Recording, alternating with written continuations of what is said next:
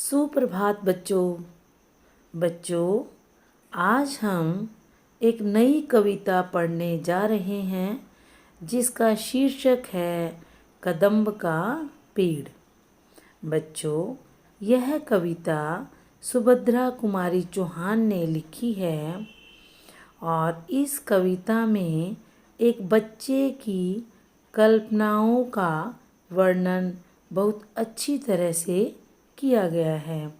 बच्चे का संसार माँ पर ही केंद्रित होता है। अब बच्चों, हम कविता पढ़ते हैं।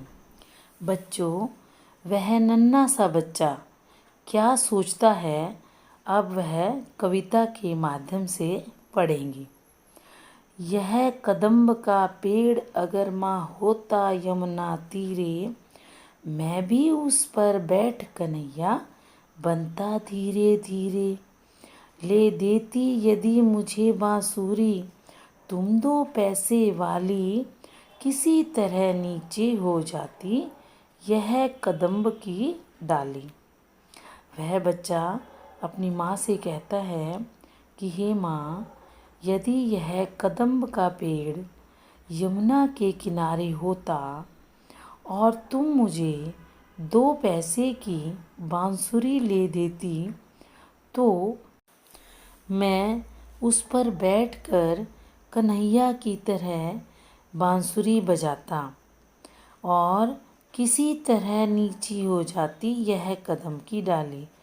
यह कदम्ब की डाली किसी तरह नीचे हो जाती। अब आगे सुनो बच्चों कि वह नन्हा सा बच्चा क्या अटखेलियाँ खेलता है, क्या सोचता है। तुम्हें नहीं कुछ कहता पर मैं चुपके चुपके आता, उस नीची डाली से अम्मा ऊंचे पर चढ़ जाता। बच्चा कहता है कि हे माँ, मैं तुम्हें कुछ नहीं कहता और धीरे धीरे आकर उस नीची डाली के सहारे मैं ऊपर चढ़ जाता और वहीं बैठ फिर बड़े मज़े से मैं बांसुरी बजाता और मैं वहाँ बैठकर बांसुरी बजाता और अम्मा अम्मा कह बंसी के स्वर में तुम्हें बुलाता।